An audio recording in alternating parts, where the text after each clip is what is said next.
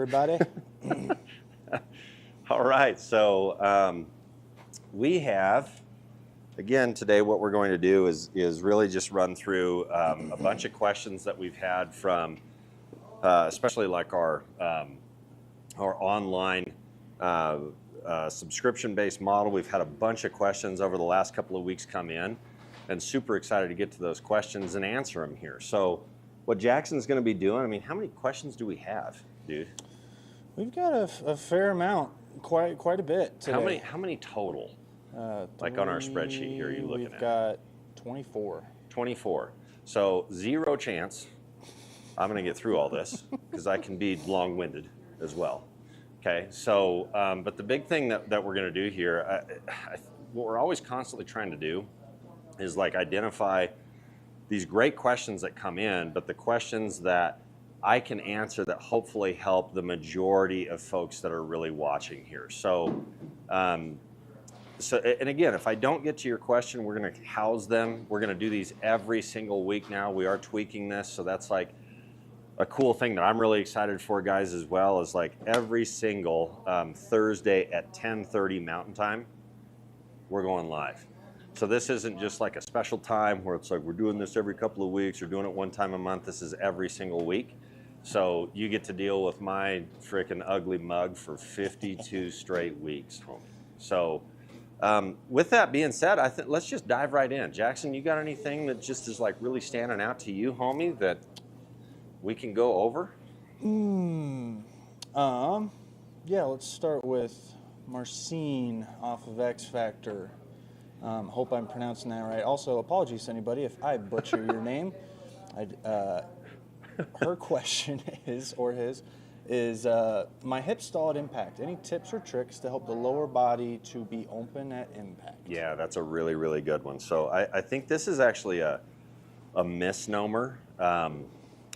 When folks come in and take a look at our golf swing or at our model and like our preferences, and they go, oh, it's this like severe shallowing, like big time rotational, just drag on the golf club through the hit model, right? And that's just, it's false. That is not what we do here. For instance, yesterday I had 2 virtual sessions where one guy, I'm asking to have his lead arm actually feel like it lowers here and the club stay a little bit more open so we can flash the face a little bit more. And another guy, we're trying to get to the top looking more like Daniel Berger.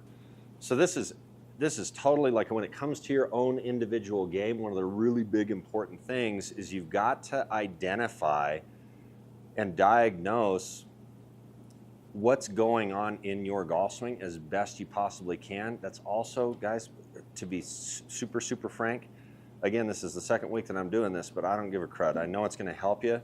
You need to get on X Factor. It's freaking $5 a month for your very first month. It's $5, and then you go $20 after that. So like, hop on there.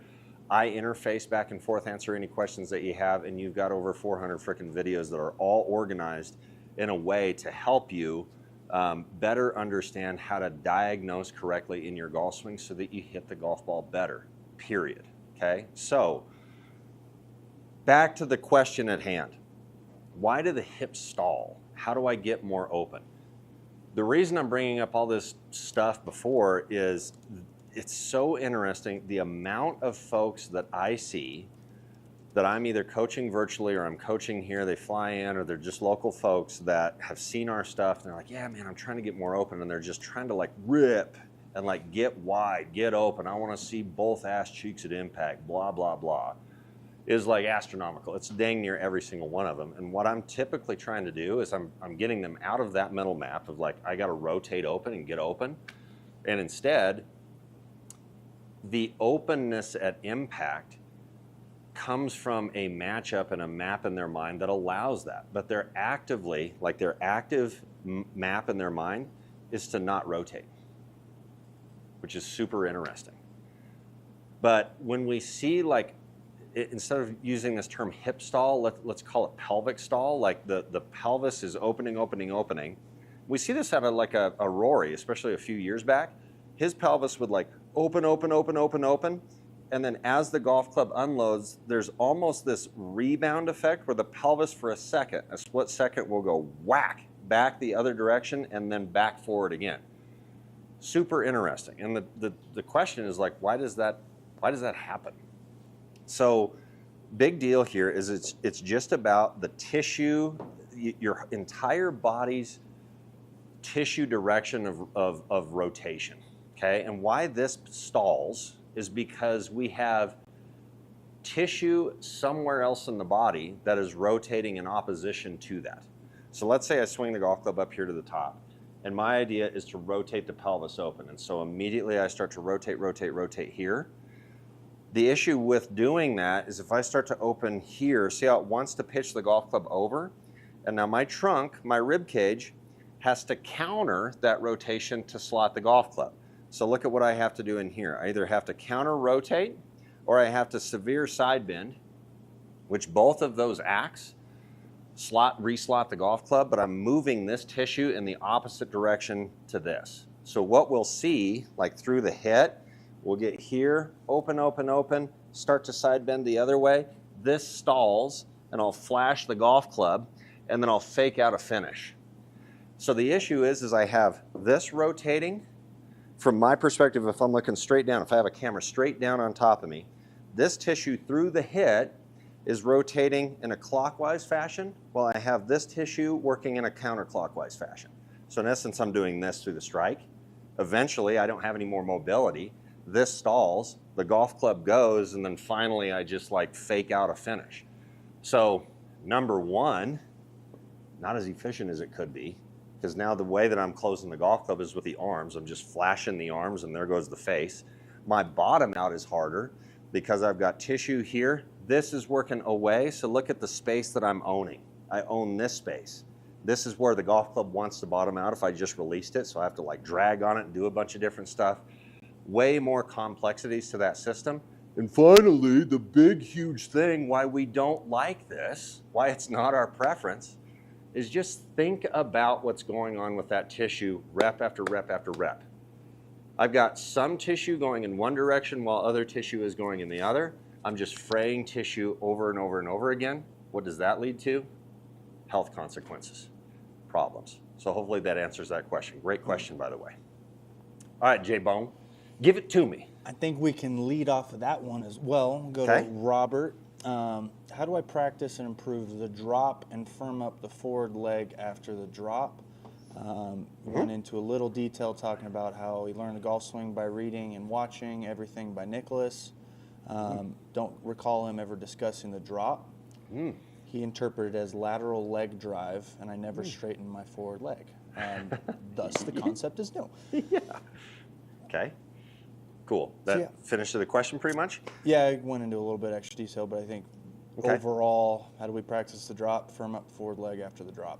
Okay, perfect. So why do we drop? And sometimes shoot, look at the course of history. Like back in the 90s, for sure. This is when I was like, I first started becoming like a golf nerd. Is like late 90s and then definitely in the 2000s where I'm like reading books. And a lot of those books back then were like written by great players, right? Like Nicholas has multiple books.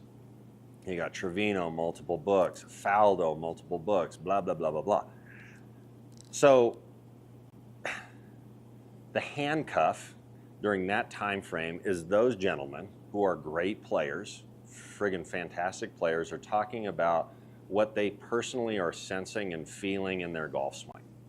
And I mean, shoot, remember back, these are always like viral videos, like Butch and Tiger were on Golf Channel, and I remember them talking about how they were trying to lay the golf club here, then keep Tiger's height, and the arms would lower and rotate. He felt like the golf club would go this way as he went forward, and the arms would almost like pull him into the finish.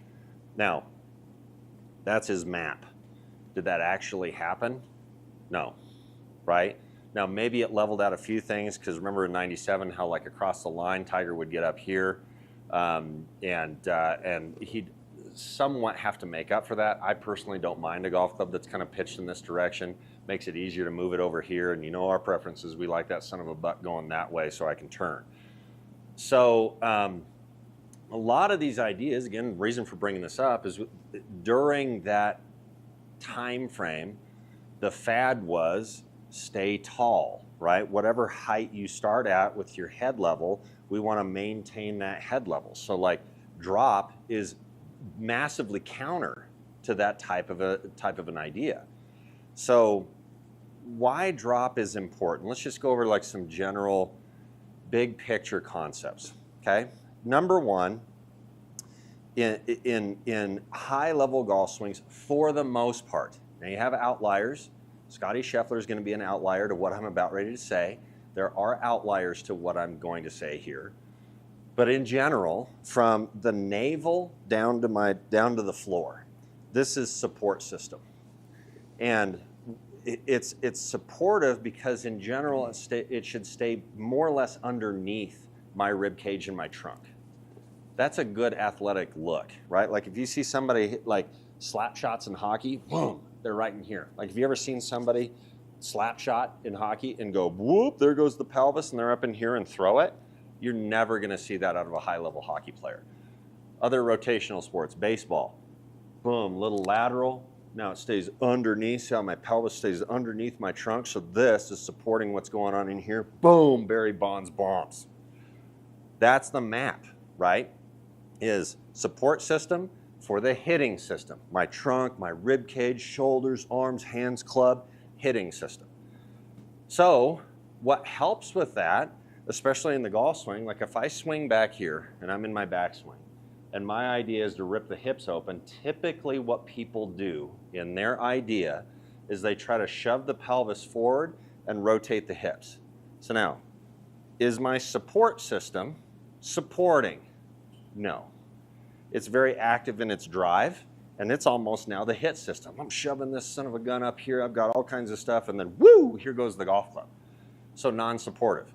So if I'm up here and I feel just generally dropped in, like I still feel my pelvis stay underneath me. I've got this pressure, this is hip flexion, like from the line from my femur to my trunk. Yeah, this stays more and more acute, like I get more and more acute here. I keep this under me. There's no way to keep this trail hip in flexion, in a flexion state, if I'm driving the hips up and forward. Like immediately, look how I start to look this way. See how now my trunk and my trail femur is all like one line? Extension 101.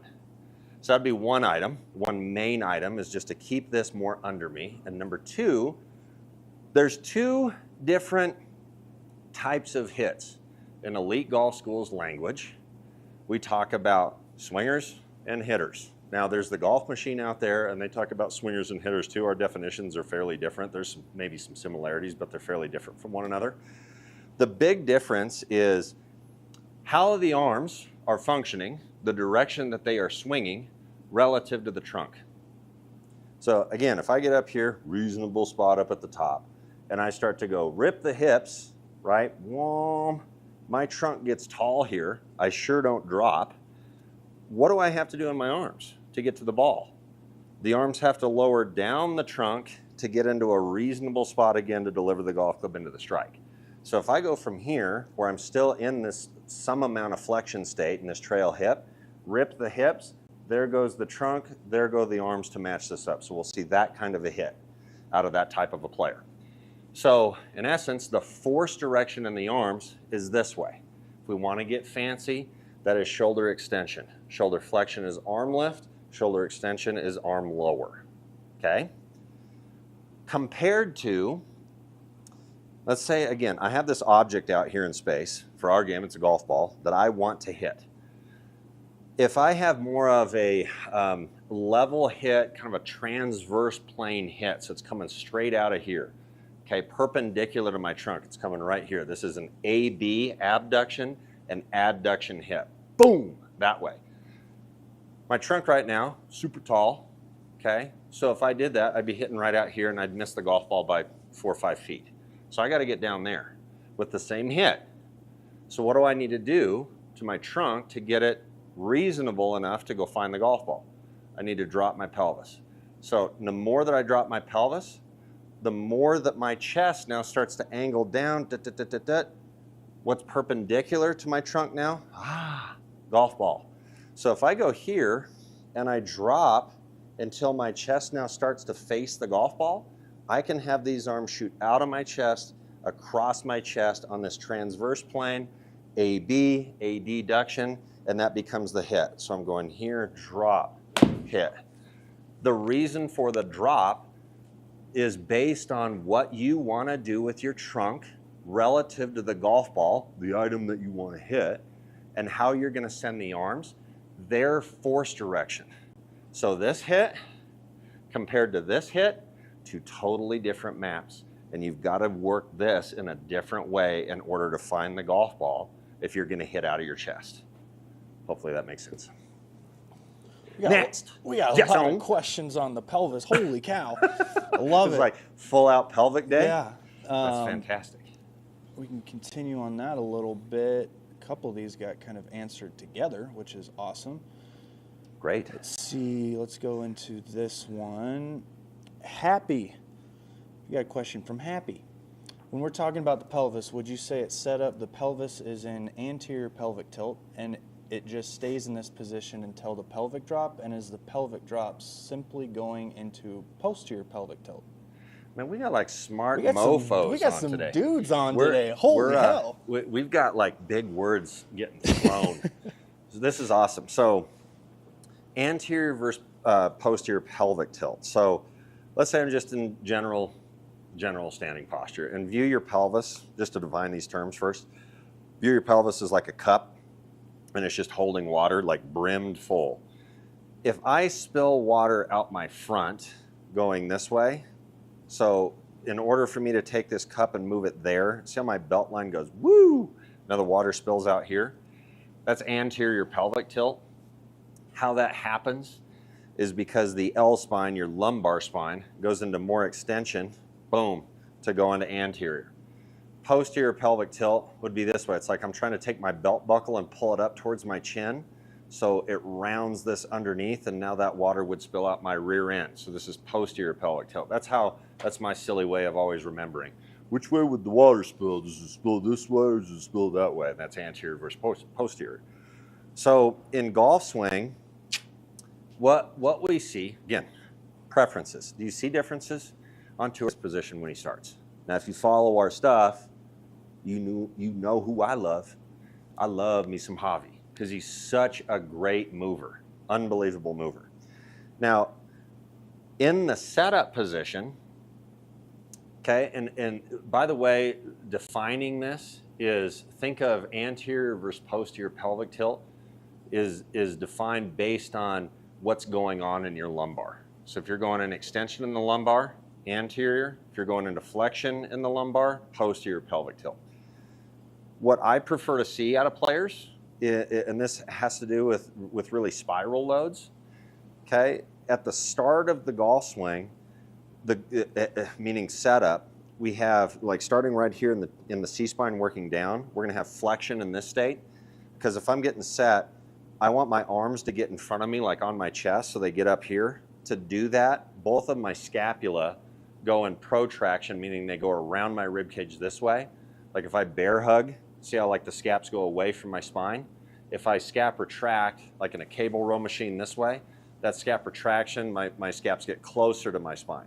So the more that I retract the scaps, now my arms, they don't sit in front of me, they sit on my sides. See how the humerus bone is like right in here. So this is not what we see out of the best players in the world. We see whoosh that way.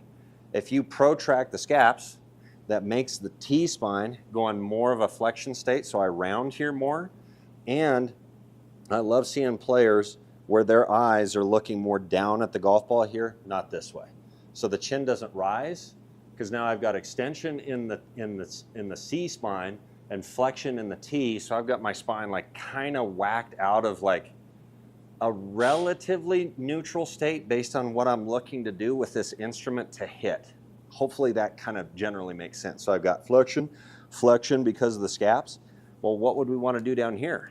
I sure don't want to throw that into more extension, and now I'm throwing like flexion, extension, so my spine starts to get in this like crazy S shape.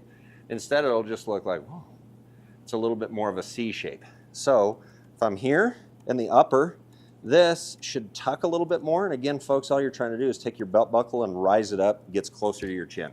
That's it. Okay, so we're in this kind of a state. Now it's super cool. This is like the dopest thing ever. This is all about spiral movement too. And by the way, I just posted a YouTube on this, so if you want like deep dive on this subject, it's like this, I can't remember what I titled it. The Spine in the Golf Swing. It's like our most recent one. So go watch it and you'll see more info on this.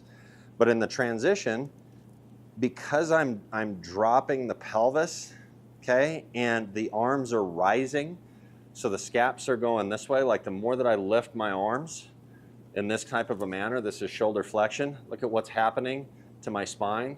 My spine goes in more extension because of this.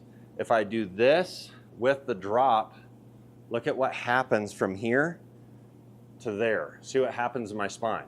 Everything went into more of an extension state, but I'm sure not trying to actively throw this into anterior pelvic tilt. It has to do with more what's going on in the entire posterior spiral line. The spirals come right up the cords and attach right into the base of the skull.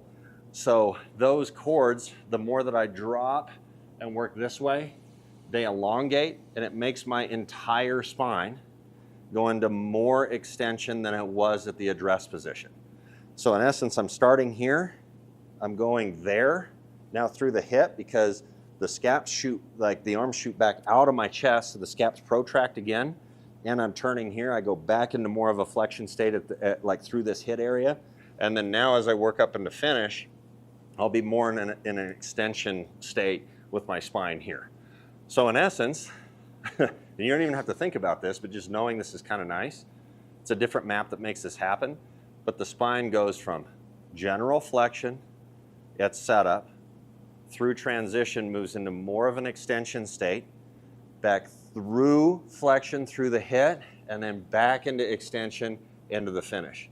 It's crazy that the spine does all of that throughout the entirety of the golf swing, but that's what we're looking at for like posterior versus anterior pelvic tilt. Has to do with how the spine really is functioning because of your spiral tissue. Woo! Yeah. Hell yeah. All right. Next. Let's hop into, where'd it go? I just saw it. I lost it. By the way, how good is coffee? Oh, Jackson hates coffee, and I don't live by hate it. You guys have gotten me onto it. You I hate didn't it. usually drink it. Now it's like You hate 3 it, days you a big week. dork. Don't try to, don't even. Guys, I'm lying. I'm lying. He's right. I hate it. All right. Okay. Let's see. It was about release. Oh, we'll get into this one. This one's kind of an interesting one. This is from Anthony. Okay. Does the length of your arms affect the tilt of your spine at address? For example, if your arms are longer than your height, are you naturally more upright at the address position? If so, does it affect the shallowing of the club and the pelvic drop and transition on the downswing, etc.? This is actually a super short answer to this. This is weird. Not really. It doesn't. What it will affect more is the club's length. So for folks that have, it's just relative to like the ratio of your general height versus your general wingspan. Okay, so if you have longer arms than neutral, like the general population average, then you're going to have shorter golf clubs. If you have shorter arms than the general average, then you're going to have longer clubs. So it comes more from that. And the bigger thing there is more how, and most good fitters do this, like Jackson's an unbelievably great fitter, same with Tyler. So fitting is actually a little bit it's above my pay grade. But if you think about what's going on with the golf club, typically what we want to do is like the longer the club gets, okay, the more that it's going to get away from you, okay, this way. And so what would we have to do with the lie angle? We'd have to throw the toe down a little bit more. So most of the time, if we have a neutral, quote unquote, neutral club, okay, with an average or standard length shaft for that particular club, and we add a half an inch or an inch and a half onto it, what it actually makes the golf club do, even though it says and reads as standard, is it reads upright. and then the opposite would be true. So hopefully that just generally answers your question. But what I would suggest is, like, we have a wonderful partnership with TrueSpec, not because either one of us give each other money. It has to do with just like, we just really absolutely love what they do and believe in what they do. So if you're not in this general geographic area of either Arizona or Colorado, we do club fitting in both of those states. So if you're close, come see Jackson or come see Tyler. Otherwise, if you're in friggin' Pittsburgh, I'm sure there's a TrueSpec that's fairly close to you, and I'd really recommend that you go see them to get fit. It's very, very important for you guys to get fit. An interesting thing that before I was coaching with Riley, I worked at a little small mom and pop shop fitting. That's where I learned everything. And J.R. Smith for the Nuggets came in years ago. And that's an interesting fit. 6'8". I'm 6 foot. His clubs are a quarter inch longer than mine. Which is interesting, right? He's got super these long arms. Long arms. So yeah, that's super having dope. the length and everything is super, super important. Yeah, that math equation's cool. Yeah. Yep. Because it plays into your lie angles as well, which is 100%. we love lie angle. Lie angle is the most important part of your club, guys. Most important part. Yep. All right, let's hop into this guy. This is the one I was looking for. All right. I believe this is from Michael. Great. Would you say the trail wrist release pattern is from extension and radial deviation to flexion and ulnar deviation? No. So here's why. This is it's interesting because how the wrist is like I've been nerding out on this recently, actually, folks. Because it's interesting. Like if I'm in a neutral state and I go right here, okay. So like let's say I'm holding on to something and I've got like dual point of contact on that something, golf club, and I go here. That's dual radial, and then I go here. That's dual ulnar, okay. If I go here, that's trail extension, lead flexion, okay. And then if I go here, that's trail supination, that's lead pronation. It's whack what goes on in here, and we can like add combos on, which this is where it's almost like studying D-plane, which is like a really, really cool thing too. It's another nerd mode. Okay, so let's just kind of study what happened. And this is preferred map. Okay, so folks can be a little bit off of this, a little bit on this. Doesn't matter. One of the things that I'm incredibly proud of here is our high-level athletes, like especially juniors, as they rise up through the ranks, through the academy, they all look a little bit different. Like Rio Newcomb's one of my very best friends now. He's graduated through the academy, and Rio, I mean, he's like 190 ball speed, freaking baller, right? Crazy amounts of extension here, okay? But super dope mover.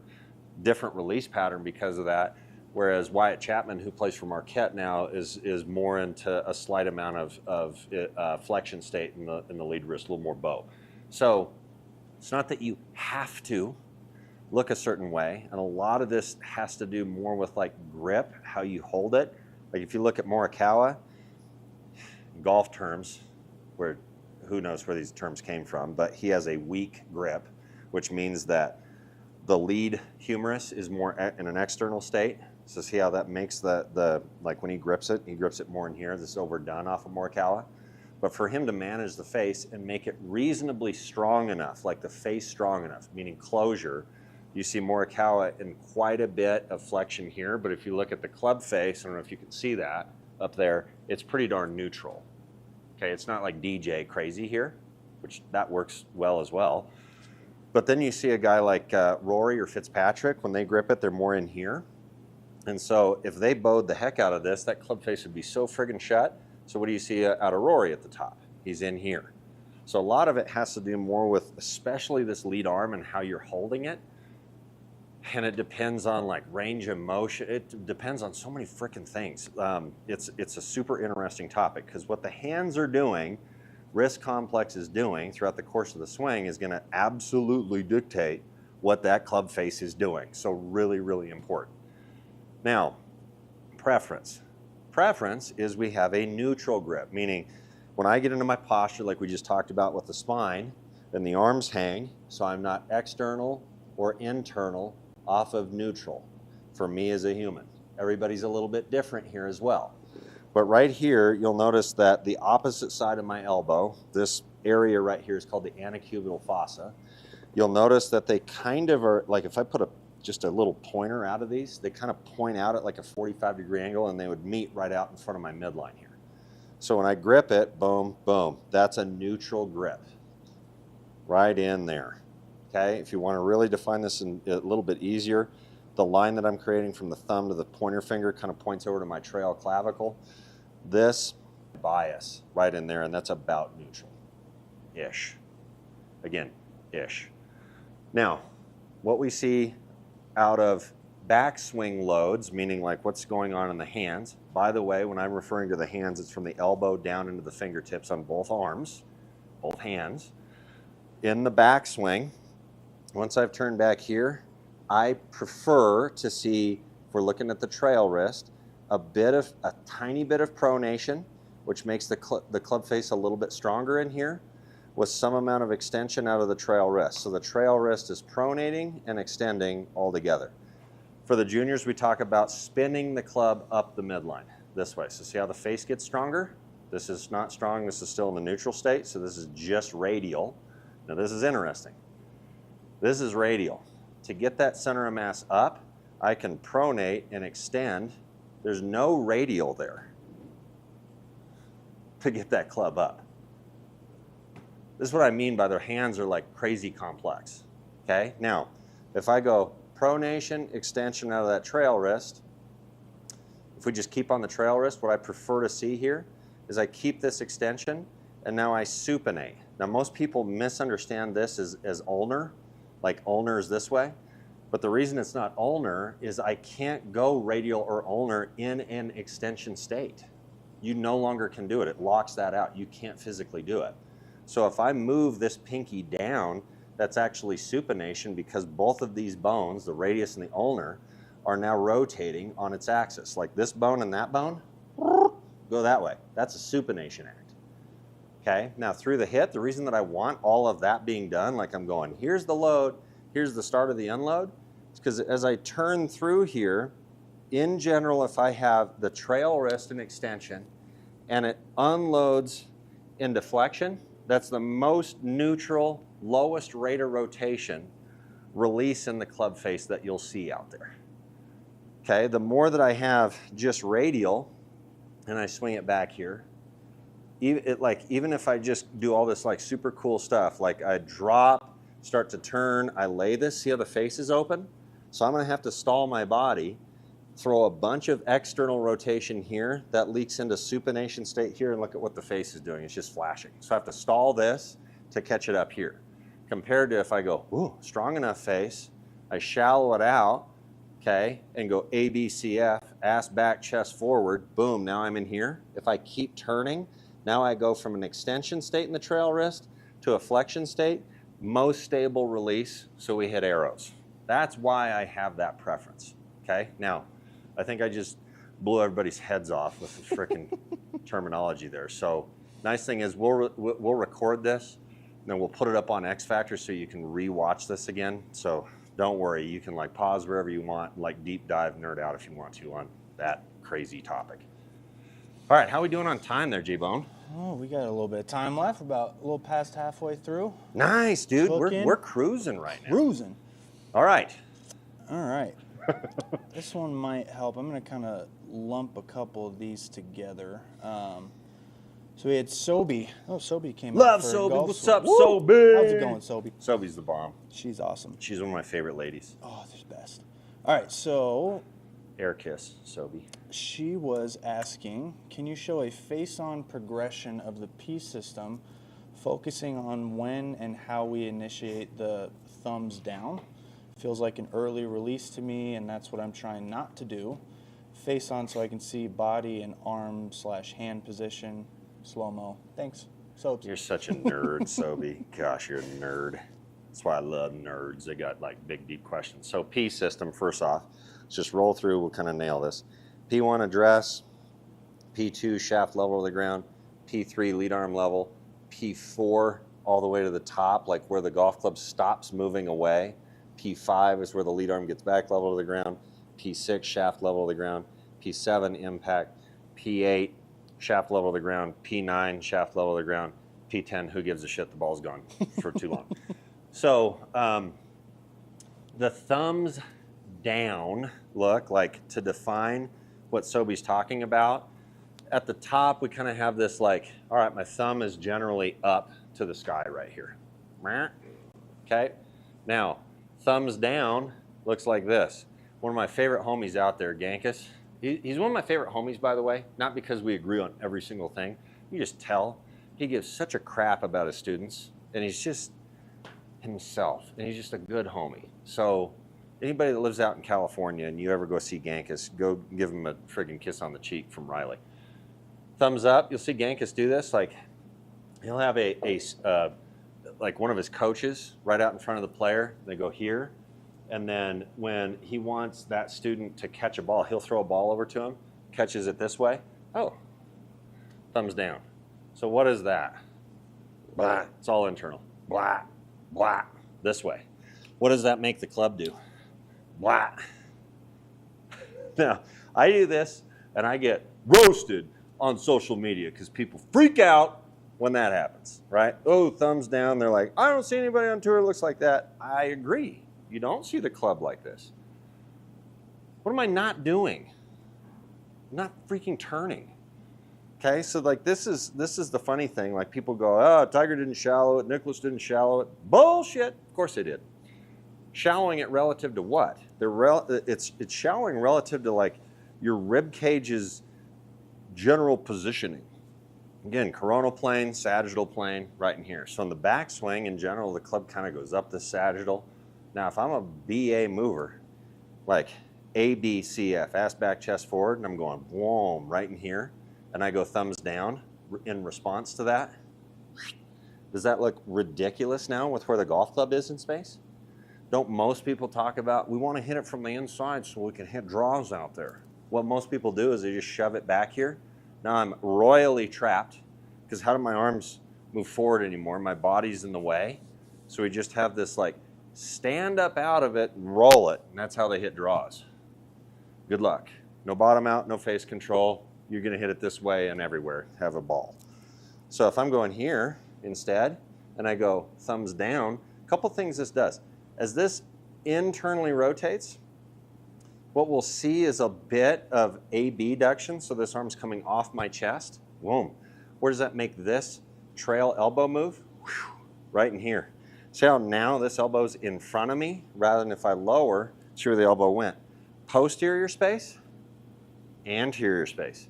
Now all these like little isms in golf, keep your arms in front of you. That makes sense. That the arms now are in front. What's not in front of me? The daggum club head. This is unreasonable. Why somebody would do this is beyond me, because now I have to take my chest, rotate it away from the target, and keep rotating the arms the other way. Like, on what earth does that look reasonable through the head? Have fun again, right? So if I go here, thumbs down, this needs to be in response, Sobi, to ABCF. ABCF, see where that club wants to go? It wants to pitch over. Thumbs down in response to that. Now it's not over. Now I can add a draw from here. Look at the shape of the club. So if I just keep motoring, and this ties back into that favorite release of mine, as I keep turning, extension of this trail wrist to flexion of the trail wrist, and that's the hit. So I'd love folks to just go, I'm gonna go up here, ABCF, respond, boom, and that's the hit. And just hit little pictures like that. Just to gain awareness of what's going on in like main system, ribs and pelvis, and how the club would respond to this action. Hopefully that makes sense. If I did that from face on, because you asked from face on too. I was about to ask. So yeah, thank you. Yeah.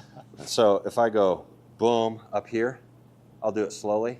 A, B, C, F, response, there's thumbs down. See that? As that keeps going this way and I keep turning, there's the eventual release. So we're here, there, here, there. That's the preferred method right there. That's big bad baller mode. Woo-hoo. Yep. ABCF. ABCF. Oh, you're going to love this one. Oh gosh, I'm loving all of them so far. All right, Anders from X Factor. Let's Cover go. all technical aspects of golf well, so I wanted to ask about GOTA. Will you make a match class or video series on how to incorporate GOTA principles into your preferred swing mechanics? You dropped some concepts here and there. Love Yes. more systematic overview.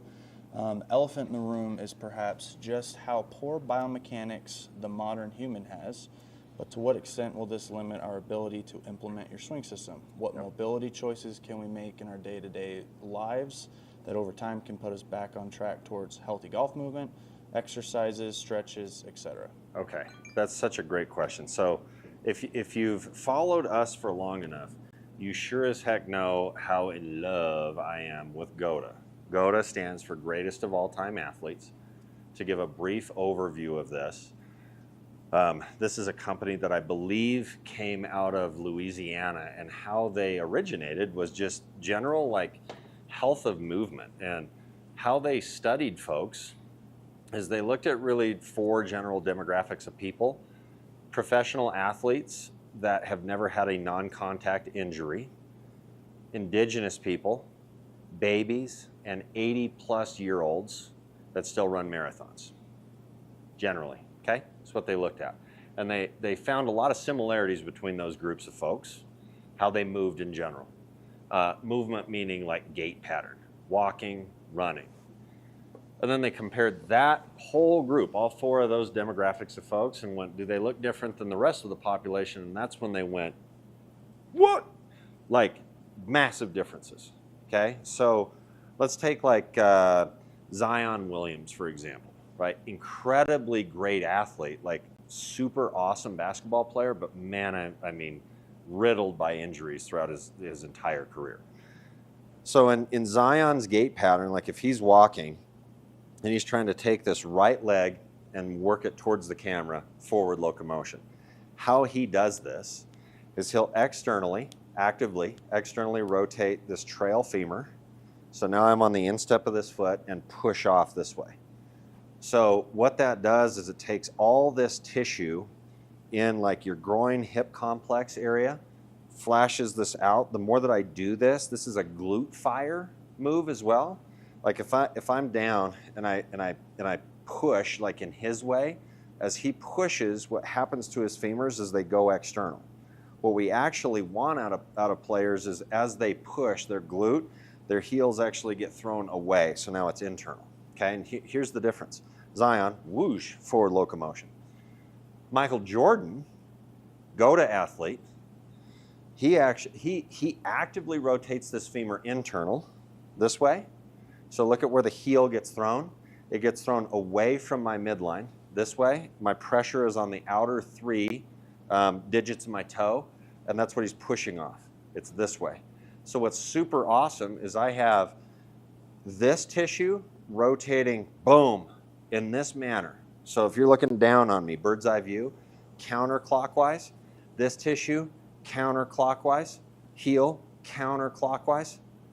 Everything's moving in the same direction. So healthy movement, all tissue is working in harmony throughout the body. That's why I'm a GOTA advocate, because they're coming from a space that's going to help people protect their bodies and their connective tissue.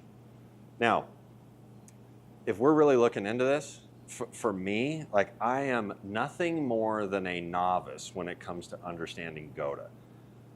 I would so encourage everybody to do this. I've gone through it one time, and what I need to do is just get on with a GOTA coach over and over again. I would encourage everybody to go through a GOTA recode with a certified GOTA coach. They do the majority of that online. It's all virtual. Okay, and it's kind of what I'll almost leave it just right in there, just because they're the experts. I'm a novice. I see how GOTA translates to some degree into the golf swing. Not everything is GOTA, but the reason that I would push you there is just your overall quality of life.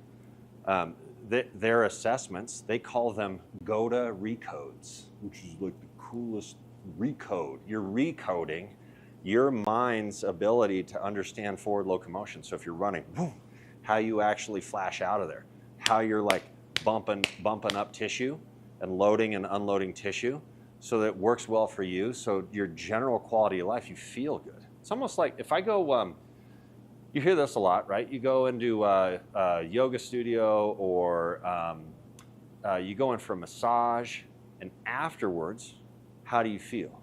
You feel freaking awesome. You're like, dude, I feel better now than when I first went in. Why does the golf swing have to differ from that?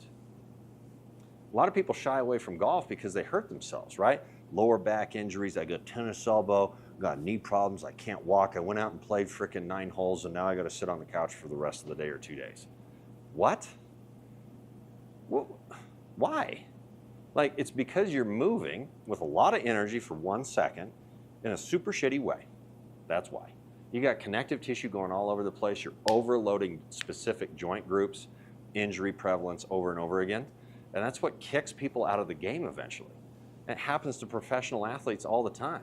Look at friggin' Will Zalatoris. Look at Jason Day. Jason is moving better now. Again, this is my opinion from what I see. He's moving better now, and he's playing golf again, right? I mean, everybody can remember when, Jay Day's like falling over. And I think it was a PGA championship, and he had to friggin' DQ, and he was like gone for like a year or two because his body was so freaking torn up because of how he swung a golf club. Guys, there's better ways. That's why it's nice to look at like dynamic entities, dynamic movement entities like GOTA that come from a space of health and improvement in human beings' lives, taking some of that information and go, how do I drip that into the golf swing? That's what I love about it. But at best, I'm a novice. So go get yourself an expert, go get yourself a GOTA coach, go through a recode. I promise you, man, you're gonna feel way freaking better after doing that. GOTA! All right. GOTA. A couple of these are similar again. I'm gonna lump them together. Victor and Nice. Gene kind of had similar questions on how the legs. Yeah, do you want to just pelvis- ask both of them? Or kind of Yeah. like, yeah, perfect. Victor's is a little on the longer side. Can you discuss pelvic drop and the drivers of the golf swing through impact to finish? Does the pelvic drop push the glutes in a direction that would correlate to a 10 or 11 o'clock, with 12 o'clock representing the target line? You stated that the ribs are the engine, but can you speak to the role and action of the pelvis as well as how the legs and the feet interact? Are you focused on the right hip rotating counterclockwise toward the target or the left hip rotating back? How are you using feet, legs? So the second piece of this is more so what are some different feels that you focus on as in terms of other, like myself versus yourself feels, so coach to coach? Yep. That one kind of make a little bit of Perfect. sense? So, Okay. and that's Vic, right? That's Vic. Dope. Cool. And then Gene was interested, wondered about creating a solid impact after dropping, using my legs and shifting pressure from right to left at P5. Should I push down on my right leg and hit into a stable posted left leg, or shift entirely to my left leg and hit over it? Okay. All right. So you big freaking nerds. Gosh. Good job. Okay. So the deal is this: like, you guys that are like infatuated with the golf swing, it's probably why you have some intrigue here, because we take big deep dives. If you take deep dives like this, like these questions, you better be on that dang elevator so you can go back up. Meaning, like, all right, if we're up here, 70,000 foot view of the golf swing, the easiest way to describe what the golf swing is the arms and hands swing the golf club or provide the hit, and the body supports that. Okay, that's like, if I'm a brand new to the game, that's a good thing to know. You can take this elevator down and ask these questions, but you better be able to come back up to some point. And what I want to do is we got to take these questions, like, especially if we're looking at like specific muscle groups or a specific muscle, like the glute. say the glute, there's 3 different glutes. There's max, min, and med. So what glute are we really talking about? So we need to be really specific in our language there. But the other thing that's like very difficult, and this is like my background. When I was in college taking kinesiology, we walk in and there's a homie there. It's just like freaky when you first see him. Cadavers laying on the table, and you are severing tissue and taking a look at it. And the way that class was taught, that particular class, was all based on individual muscle groups. You learn all the individual muscles, which inevitably 2 things happen. Number 1, you start memorizing it like you're back in friggin' like 5th grade memorizing your multiplication tables. So you're just memorizing stuff. I don't know how that necessarily serves you. Like, we didn't really learn in kinesiology, like when that muscle fires, like what does it do to like different bones? We didn't learn any of that. It was just like the muscle. So that's 1. Number 2, you start to look at the body as a bunch of levers and pulleys, and that is not how we frickin' work. This is a Luke Brachyism. Like, we are not levers and pulleys. If you actively engage a certain joint group, meaning like tissue revolving right around that joint, like if I want to go big guns, bicep active, okay? Notice what happened to my wrist? It's weird that it didn't go into extension. Everybody does this.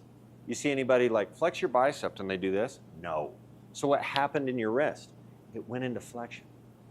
So neighboring joint groups are absolutely affected by the active joint that you are affecting. Everything's affected around that area. Just like we're talking about scaps. Retract the scaps. Okay, what happened to my spine? Extension. Okay, this is why, like when Luke is the first gentleman that introduced me to fascia. And there's 8 major myofascial lines in the body. 8 compared to hundreds of muscles. So when you're looking at like individual muscle groups, you've got to be able to ride that elevator back up and go, what fascial line, major myofascial line am I affecting by trying to like engage the glutes? Remember when Tiger's like, yeah, my glutes weren't firing today. And everyone's like, what? Now, Tiger's a nerd. He knows a shit ton of stuff about the golf swing. But you better be able to go, how does that affect geometry? What does it do to the golf club? What does it do to the rest of my body? If I fire that muscle, it affects that joint and neighboring joints. So let's go about these questions from this perspective. Okay, and on X Factor, if you guys are on X Factor, you need to promise me that you watch our leg action. Like, it's kind of a master class, but it's just a series. It's a category of videos. We talk about the feet, we talk about the legs, we talk about the booty, we talk about a bit of the spine, and like how all this stuff works well based on myofascial lines, the main myofascial line and the spiral line. So if we look at the lower spiral goes down the IT band, over the outer ankle complex, underneath, kind of through the arch of the foot, back up on the inside ankle, goes back up now into the calf, and goes right up the hamstrings, right up through my peach, my booty right here, goes back up next to the, like through the cords next to my spine, and attaches right here, okay, in the base of my skull. All right, so if we're looking at all this, what's going on in here, like if we're gonna engage all this, and at the end of the day, what we're looking to do, and this is why like Min Woo, like, okay, little side cat, we've got, ooh, nice. Okay, and you can look at this, that's anterior look of the spiral line, so most of the time you see this, okay? But then here's posterior look. Hopefully that's generally in the capture. See it through the calves, up through the hammy, goes right back up, woo, right up through the glute, and then boom, right up through the cords, back up into the dome. That's the spiral. Okay, so when looking at this, what is going on? This goes back to Goda.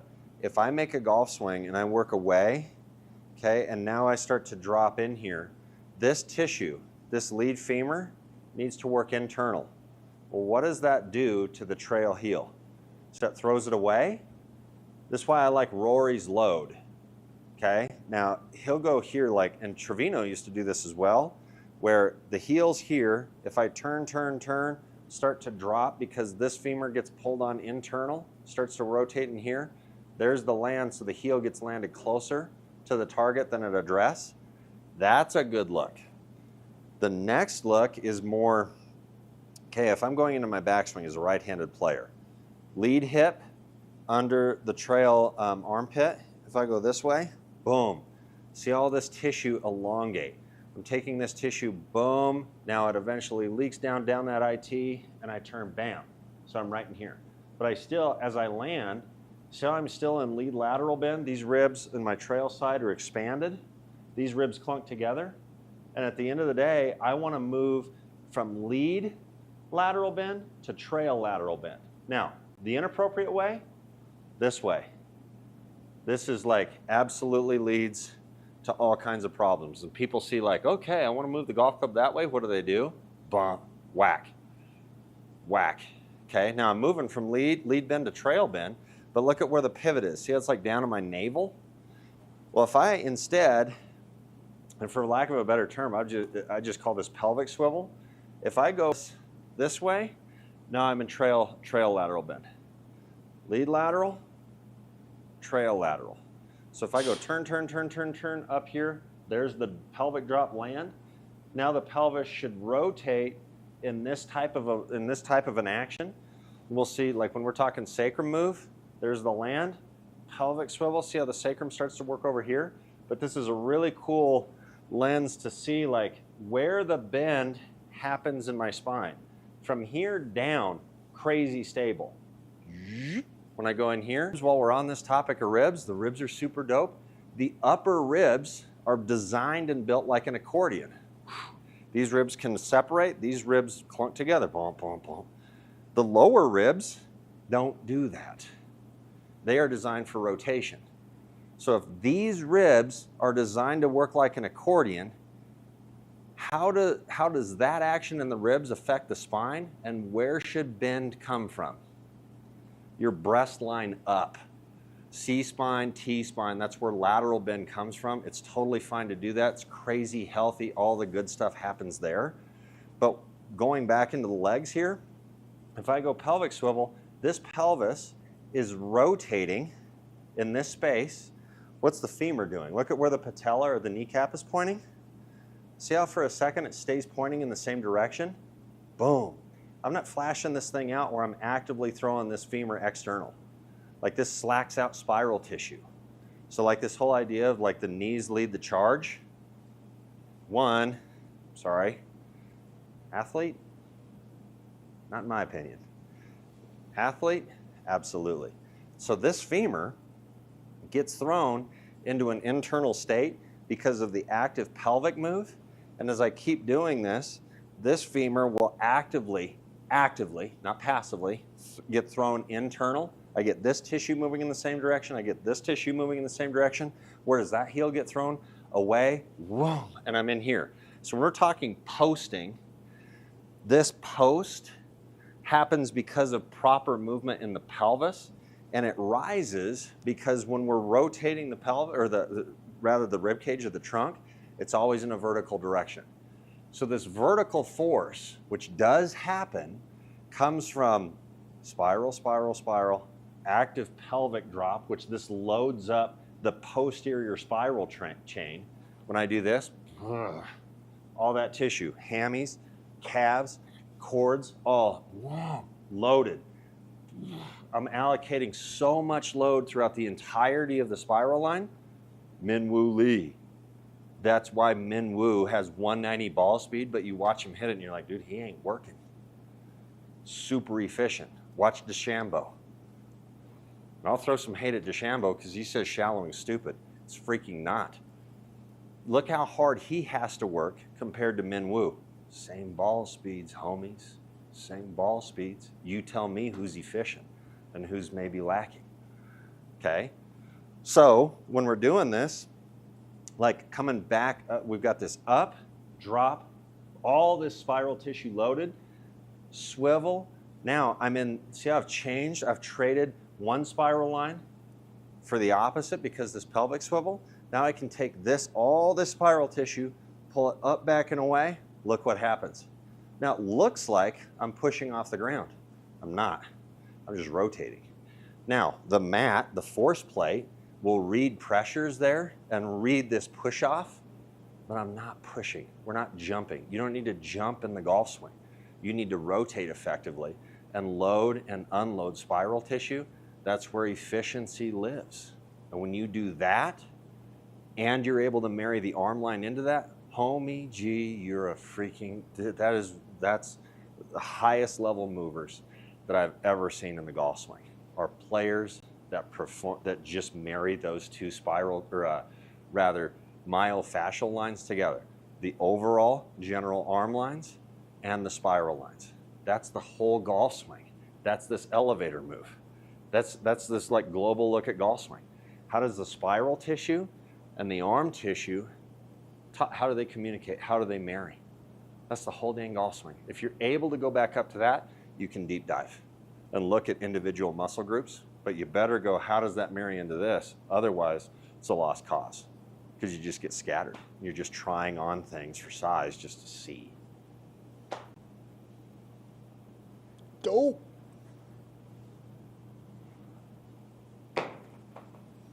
That was dope shit. Okay, super freaking fun.